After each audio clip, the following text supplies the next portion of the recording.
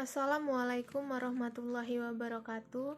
Saya Viola Angelita, NIM 2641037 dari kelas BKPI 2B. Di sini saya akan menjelaskan materi tentang wakaf dan wasiat dari mata kuliah Fikih yang diampu oleh Abi Rio Marco.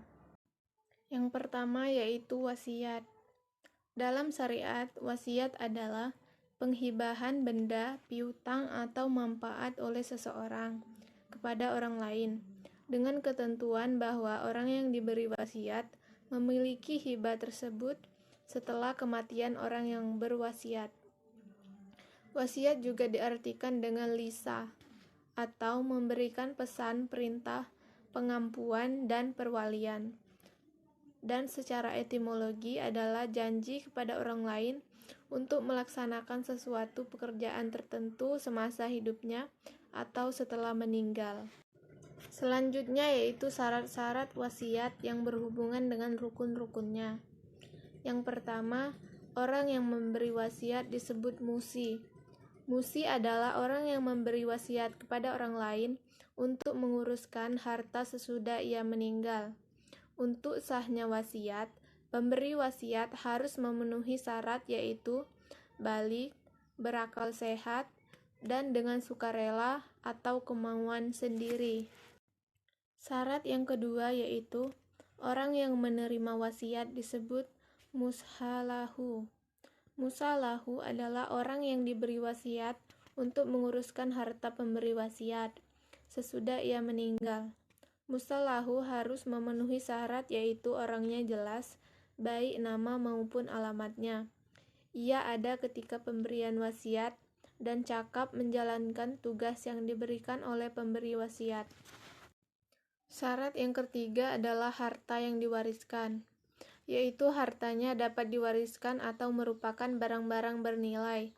Sudah ada ketika wasiat itu dibuat dan milik pemberi wasiat itu sendiri.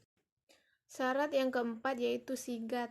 Tidak ada redaksi khusus untuk wasiat. Jadi wasiat sah diucapkan dengan redaksi bagaimanapun yang bisa dianggap untuk mengatakan pemberian hak pemilik secara sukarela sesudah wafat. Jadi jika pemberi wasiat berkata, "Aku mewasiatkan barang untuk si fulan," maka ucapan itu sudah sah menyatakan adanya wasiat, tanpa harus disertai tambahan sesudah aku meninggal. Selanjutnya yang membatalkan wasiat. Pertama, orang yang berwasiat itu mendapat sakit gila sampai ia meninggal. Dua, orang yang menerima wasiat meninggal sebelum orang yang berwasiat. Tiga, harta yang diwariskan itu habis ataupun musnah sebelum yang berwasiat itu meninggal dunia. Berikut dasar hukum wasiat. Terdapat dalam Quran surat Al-Baqarah ayat 180 yang artinya, diwajibkan atas kamu apabila seseorang di antara kamu kedatangan tanda-tanda maut, jika ia meninggalkan harta yang banyak, berwasiat untuk ibu, bapak, dan karib kerabatnya secara ma'ruf. Ini adalah kewajiban atas orang-orang yang bertakwa. Yang kedua yaitu wakaf. Pengertian wakaf menurut bahasa yaitu al-habs atau menahan dan al-tasbil menyalurkan. Kemudian menurut istilah wakaf adalah menahan suatu barang dan menyalurkan manfaatnya dalam rangka mendekatkan diri kepada Allah. Selanjutnya yaitu hukum wakaf.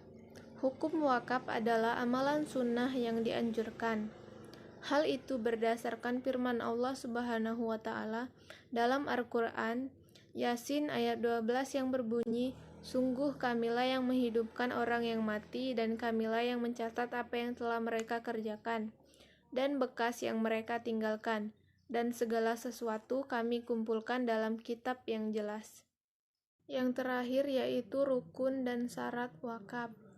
Ada 4 rukun dalam berwakaf, yakni orang yang berwakaf, al-wakif, benda yang diwakafkan, al-ma'utuf, dan terakhir lafaz atau ikrar wakaf, sigat.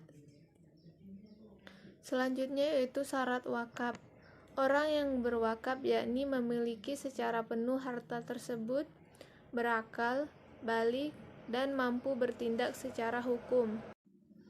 Yang kedua, benda yang diwakafkan, yaitu barang berharga, barang yang diketahui jumlahnya, dimiliki oleh orang yang berwakaf, dan benda yang berdiri sendiri atau harta yang tidak melekat pada harta lain. Yang ketiga, orang yang menerima wakaf adalah orang muslim, merdeka, dan kafir zimmi untuk tertentu. Syarat wakaf yang terakhir berkaitan dengan isi ucapan. Pertama, ucapan harus menunjukkan kekal atau bakbit, tidak sah bila diucapkan dengan batas tertentu. Kedua, ucapan harus dapat direalisasikan, lalu ucapan bersifat pasti. Dan yang ketiga, tidak diikuti syarat yang bisa membatalkan wakaf. Itulah yang dapat saya jelaskan tentang materi wakaf dan wasiat. Jika ada salah kata, saya mohon maaf. Kepada Allah saya mohon ampun. Sekian, terima kasih. Wassalamualaikum warahmatullahi wabarakatuh.